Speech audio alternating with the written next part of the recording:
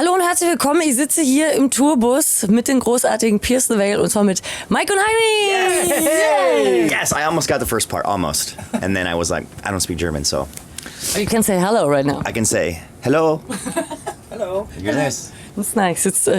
So, guys, I prepared something today because I want to get to know you a little bit better. I mean, it's pretty difficult to not... I mean... Everything is on the internet about you. There's so many interviews and there have been asked so many questions, but I decided to do a little time travel today. And you can decide to I mean, we check in the DeLorean right now, and then you decide if you want to start in the past and the present, or we go to the future. And the question is going to be about present, past, or future. Let's start in the past. Let's go way back. Yeah, way back? Yeah.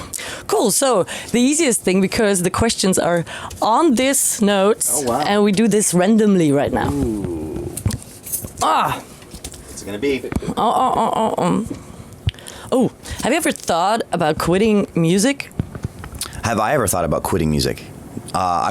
I don't think so. I think if anything, when I first started out playing guitar, it was really discouraging when you're learning because you don't know how to play and you're trying really hard and you watch all these other bands who can play and you go, this is so hard. But I think once you get that little confidence by like learning a song or learning a chord and then you playing it over and over again, then you actually you feel like you're learning it, is when you start getting happy and you go, yes, I can do this. And it was always a challenge, I think, growing up, because you would go to shows and see these awesome touring bands, but you had no idea that they were touring for years and years and practicing for years and years. So I don't even know what I would do without playing in this band, you know?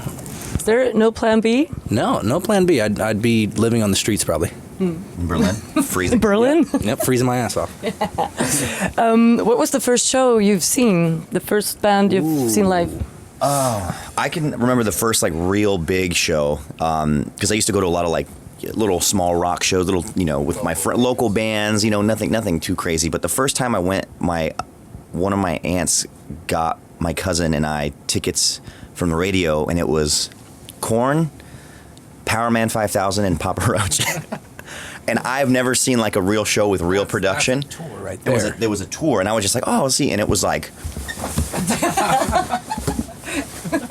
you know, like it was. When was it? Do you know? It was years. I want to say it was maybe 15 years ago, 16 years ago. Korn was touring. I think they were doing "Follow the Leader," and Papa Roach.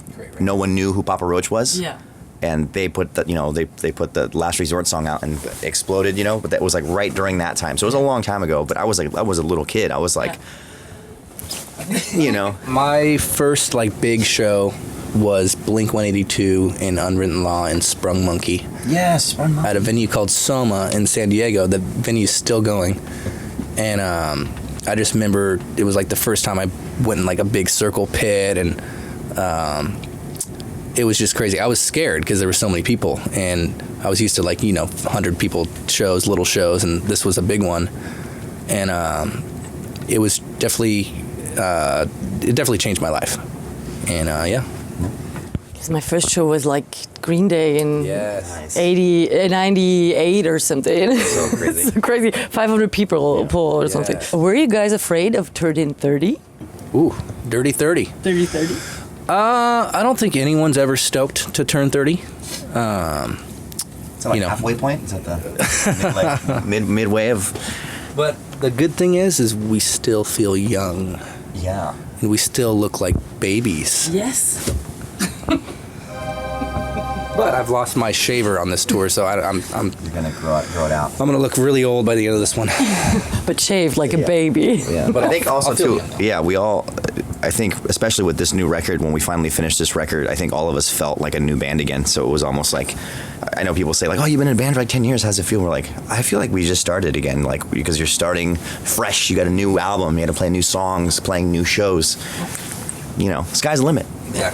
Also, this is the first record we've ever had a song on the radio, so that's opened up a lot of different doors that we've never gone through. And First for us. yeah, a lot of like radio performances and like radio festivals with bands like Slayer and Avenged Sevenfold, which is kind of out of our realm, but it's been awesome. Yeah. It's been super cool. Yeah.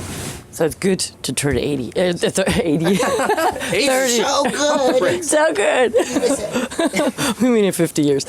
Cool. Oh, is there a tattoo that you regret that you did in the past? Where is it? Well, I have one on my upper thigh that my drum tech Casey did, and it is kind of racy. I don't know how racy we can get here, but we used to do drunk tattoo nights where we'd come home from the bar and we had a tattoo gun, and you got to pick someone's name out of the hat, and whoever's name you got, that's who you're going to tattoo. Oh my god! And you couldn't tell them what you're giving them either. They draw it out and they just put it on you, and it was. And, I definitely have a penis pushing a lawnmower on my upper thigh. There it is.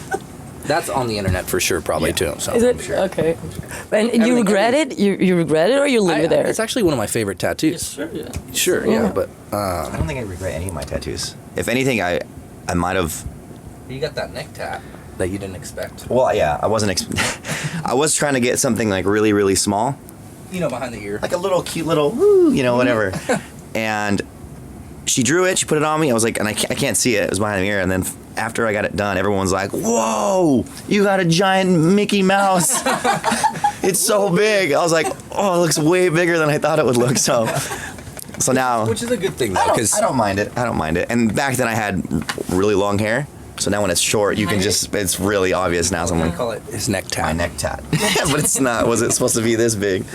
Size of a. But would you cover it, or is it? No, I mean, I like it a lot. I think it's like one of my favorite tattoos just because it's just, I go to Disneyland so much when I'm home. And it's really? like, oh yeah, all the time. So it's fun. No regrets in tattooing. regrets, yeah. What's your worst tour memory? Ooh. Worst tour memory. Worst tour. I'm going to try to keep it Euro and see what we. Well, we did a tour over here with a small band called A Day to Remember. And this was a long time ago. Never heard of it. And it was with Bayside as well. And we were still new over here. I think we were in the UK. Well, they announced the tour. They announced and the tour sold out before they even announced the support bands. Yeah, so nobody even knew we were going to play. Okay. And so, we play a show, and we felt super good about it, and we'd go to walk off stage and just boo, boo. It was crazy. We were getting booed. Bayside as well, getting booed, because everyone was there for A Day to Remember. And they were such savages. Like we've never like seen that happen, so we didn't know what to do. So we were just like in between songs, like, yo, we gotta keep playing. Don't let them boo. And it was almost like we had to work to get the crowd into it. And it was obviously like the first time us playing like really big rooms in the UK. And I'm happy to say that we have continued to try to grow, and now we're playing the same rooms in the UK this time around, and it's all good. No more booze since then. No more booze. So we fought. We clawed our way. The best part was this Bayside changed their intro to a crowd of boos. So they booed the crowd before the crowd could boo them. But it didn't really work out because the boos sounded too real too. So it just gave everyone a chance to boo even more. Yeah. A lot of boos, but hey, we're here. Yeah. We're back. Berlin. I think we actually played with A Day to Remember in this room. Yes, we did. And now we're playing same. So hey, we're happy. Would your fans boo? No. I would like to think they wouldn't, but I don't know because it's so different. I doubt they would. I think they have. They just wanted more breakdowns, and we're. I think now that was almost like 2 of 8 those. years ago. I think it was different. Now I think kids are so happy to be at shows, and I think kids are getting younger and younger that go to shows because it's like such a thing. So I don't think they even know what that means. Yeah. I think they're if you like music, you like music. Your ears are always going to be. Better. Yeah. Yeah. Booing. Boo. Oh, and which age you lost your virginity? Woo! Oh, who wrote that on the thing here? I'm still a virgin. It reminds me of an interview we got stuck with when we first started out, and they started asking us some racy questions, and somehow it was a porn site that managed to infiltrate our RV at the time, and we had to shut down the. We're like, the interview. we should probably. What time? I think I was like 16. I was older. I was like. We waited. Yeah. Until I think I was like 19, 18, 19. Yeah. That's okay though. No, I think I was 18. I was like, yeah, I think I was 18 because I didn't start drinking until like I was 22 or 21. Yeah, I remember you. Because we were in a band. I was the youngest one in the band, and we'd have to play shows at bars, and I couldn't go in the bar. I had to stay outside because I wasn't over 8, and like they were like 21, 22, and I'm just 20. Just like, So. Yeah, we'd sneak them in sometimes, and he'd get kicked out. I get the big X's on my hands, and I'd be in the bathroom like, come on, I just want to hang with my friends. The guy could just clearly see. I'm like, come on, dude. I'm like, sorry. Yeah. Yeah. Decent age, I guess. I think. A little old. A little older. A little older. That's okay. That's okay. Totally. Look at me now. If you can change one occurrence in the past, what would it be? If I could change one thing in the past, what could it be? Probably be the McDonald's we had last night. Yeah. Bad idea. We thought it was we thought it would be a really good idea. We're at a bar last night, and we're hanging out. We have a couple drinks, and we came back to the bus, and it was like 5 minutes before the bus was about to leave, and everyone knew that they were going to get hungry. So we saw a McDonald's like across the street. So everyone just ran, ordered all this McDonald's. And of course, everyone's so excited. We're like running back like, yeah, we got it. And of course, I was like, yeah. My bag rips. Bag malfunction. All my food just everywhere. And I'm just like trying to pick up. I'm just picking up fries like off the ground. No. I was just like, I don't care. Because I don't want to get back to the bus and just see everyone like, and just me without, So I managed to save the Big Mac. So it has the box. So that was those fries though. Those fries, yeah. Rest in peace. Rest in peace. That was yours. No, did you change? Yeah. Mine was fine. That's why I don't want to be the only guy. I protected mine. I was so bummed. What's your best childhood memory? My parents actually saved the VHS tape. It was when I was probably like 3 or 4, and my brother was a year and a half older. They have a video of me playing this tiny toy drum kit, and I'm just hitting the crap out of it, and my brother's like just strumming this guitar. Hilarious. And I keep like hitting my finger, and I'm like, ow, ow, and my parents are like, keep going. And it's funny because I actually still hit my finger to this day playing drums. Same place. The other night I whacked it again, and just blood everywhere. But I got the Hello Kitty. Yeah, I've seen it. It helps me. Helps me get through the day. But yeah, that's definitely one of my favorite childhood memories. Cool. And it's taped. That's good. Taped. Yeah. We got to put it on a DVD soon. So cool. Yeah. Mine. Yeah. I think maybe the first time one of my uncles gave me a guitar, the very first time. I used to be in band. I played trumpet, and I remember him telling me like, you're not going to impress any girls with this trumpet stuff. No. Play guitar. Trust me. And I'm like, well, okay, I'll play guitar. I'll learn both, and I play guitar, and I think that was like a really cool moment. You saved me, because then at parties, there'd be a guitar all the time. Like, oh, you play guitar? I'm like, yeah. All right. Now, here's a little dashboard confessional for you. Yeah. I'm not going to, like, no one wants to hear that. Like, so you could have been in a ska band. I could have been in a ska band. Or in a marching band. Or in a marching band. But I mean, a lot of the times, when you're like in high school, you're going to a couple parties with some friends, and there's always somebody's dad has a guitar. And it's just always, that's literally what happened. Like, literally the second I learned how to play a couple of chords, I went to like a friend's house, and his dad had another guitar, and I picked it up, play, and like, of course, he goes, oh, do you know any songs? I'm like, I know a little bit. I can do a little. You guys, so it was fun. I could just imagine if the tables have turned. I was like, you guys got a trumpet here? We're like, shut that thing up. Yeah. A trombone. My dad plays trumpet. Don't tell me. That's really. I mean, it's a great instrument. It's just not one that you can be very quiet. That's right. And it's not a sexy instrument.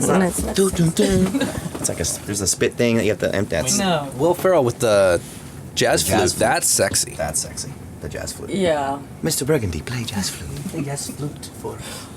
On one. Like, last one. Oh, that's something I want to know. The weirdest fan situation you ever had in the weirdest past. fan situation we ever had. We had one time. We were I think in Philadelphia, where I was meeting 2 of my friends, and I saw them across the street walking towards our bus. So I waved to them. I was like, "Oh, hey."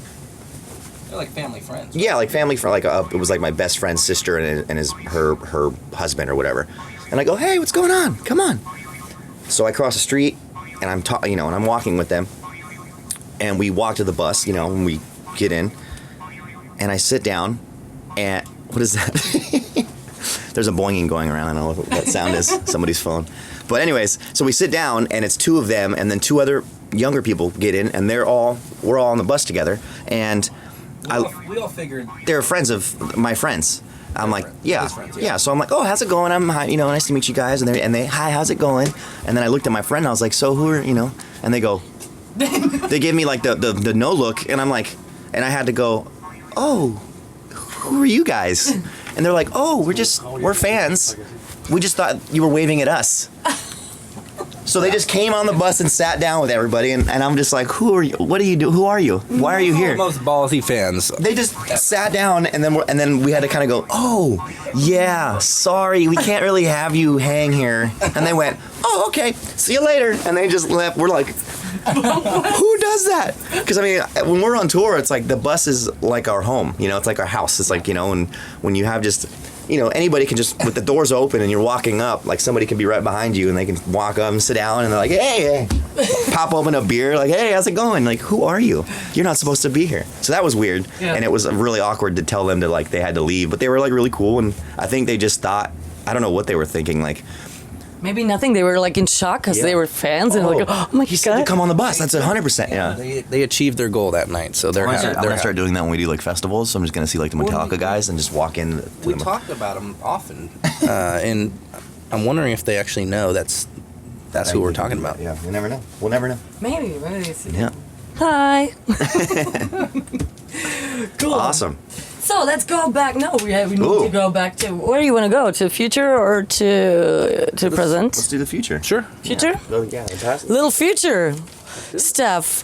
Can we have some cool super cool sound like it's pretending we're going to the future right now? Ooh, time travel. Ooh, it's so exhausting. So where do you see yourself in 20 years? 20 years. Having a drink to this very interview 20 years later. Celebrating its success. I love that. I picture myself doing yard work. Oh, yeah. Settle down and be like. Well, no, we'll still be touring, but we'll be very old with the walkers. Yeah, we'll only be able to do like 2 weeks a 20 year. 20 years, you're 50. You're not that old. Yeah, I always keep it. Yeah, yard work. Yard work? Yard work, yeah, I think... As balance for touring and stuff. Mm-hmm. Yeah. I'm going to be... Trimming the hedges. I'm going to be the old guy that I'm going to have like a really, really old plane that I bought, and I'm just going to be flying around. I love flying. That's going to be me. So, and in the future, do you think that Trump going to be fuck up the world or what?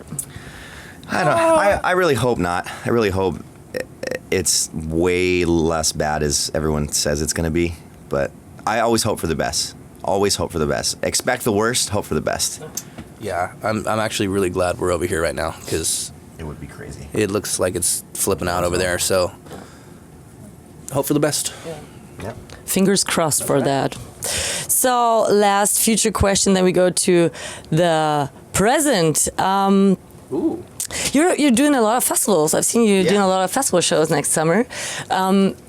In Europe, in Germany. Germany, yeah, rock 'em. But this is it's not vacation.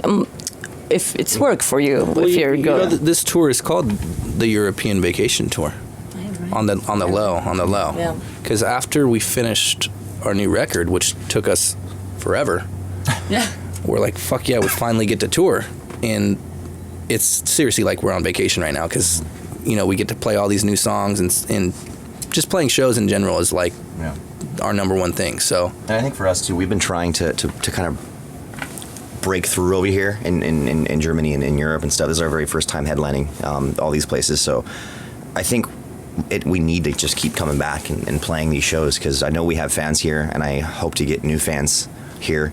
And that's our main goal, to play and do the same kind of show we do in the States, bring it out over here and really let the kids see a show and entertain them and stuff. And you got to start somewhere. You got to start small. So this is like I said, our first time headlining Berlin, first time headlining any of these places, and then we get to play Rock 'em Park, Rock 'em Ring Huge our festivals huge here. festival, and we've done that. We did it in the past, and it was one of those things where it's like, okay, we played early, and hopefully we just keep getting bigger and bigger, and we keep trying to push it as far as we can go. So we'll see. It'll be fun. We're here. We're ready to rock. Oh yeah, you're nominated for the most dedicated fan base. Duh. What? That's kind of a no-brainer. Do you know? Do you know? I mean, can you explain yourselves why your fan base, your fan crowd, is so into your band? I mean, Yeah. I think a lot of it is a lot of our fans kind of grew up with us. We've been a band for 10 years now, and almost 10 years, and our fans have grown with us. They've seen us, in a 500 cap room with, maybe 100 people there, and now we've just grown and grown and grown, but it's been slow. It's been a slow rise for us, but I think that's better because those are the dedicated fans that will never leave us. And we've always been that kind of band that try to build something slowly and have this kind of underground team of kids that really hang on to us, that latch on to us and stuff. And no one can really, once you get that, and that's the main thing I think all bands should really strive for, is to get their own fan base and to really build it. Because once you get that, you're almost like untouchable. You can't really, no one can mess with that. You're going to have these shows, and the same kids are always going to come to these shows because it's like it means something more than just the music. It's like a full experience of, and I think for us, like he was saying, like we've been on social media since we started out. I think when we started the band, Twitter was like just starting. So we were like, oh, let's do that and just tell kids exactly what we're doing all the time. And then it grew into like, the Instagram and then the Snapchats and then all that stuff. So I think we've been a part of it. Like I couldn't imagine being a band starting right now and having to do all the crazy, you'd have to have Twitter and Facebook and do so much stuff. But we like grew up with it, so we kind of, I think that's really important, and I think that's why kids wait in the freezing cold hours to just get first in line to see that's crazy. Yeah. So good for them. We appreciate you as much as the next. So. And what's your favorite social web? Is it Snapchat or Instagram stories? I'm an Instagram story kind of guy. I've been doing Instagram. Yeah, I think I know Snapchat was the big thing, but now it's like I think I missed the window for Snapchat because I can't find anything that's. Every name that I could possibly think of for me is taken by a million. I can't even. So I have to be called like Googly Boogly 123 or something, and like that's. I have to tell people that's my. Snapchat a little racy too. You can get real freaky on there. People are trying to get freaky. Yeah, you can get real whatever. So, I mean, I think I like to get freaky, but keep it chill. Keep it mellow. Mellow. I think any outlet you use is good as long as you're connecting with the kids and really like. Every day we try to post something cool and try to say thank you in some way or just show them, because that's what kids want to see. They want to see us on tour. They want to see us behind the scenes, and I think that's where they connect. They see interviews like this and they go, oh, Jaime loves playing cards. Lots of them. Please. I love them. They're so fun. He actually does a pretty good magic trick here and there too. Yeah. Really? I could. Watch. Ready? See this card? Do we have yeah. Ready? See if it'll work. Can get back. Yeah. I don't know if that worked or not. He's pretty close. Cameraman's amazed. So Yeah. Oh, right. Woohoo! With that magic trick, I say goodbye and I say thank you for having us again. See you later. See you later. Have fun touring and come back soon. Thank you. Of course. Is that Avidase? Is that? Auf Wiedersehen. Nice. This TV. Bell's about to fuck shit up. A lot of stripping. He sells drugs around 2 a.m. every night. We're He's so out very on the excited. streets. So excited. It's a wild ride. Let's do it for Berlin. Let's do it for Deutschland. It's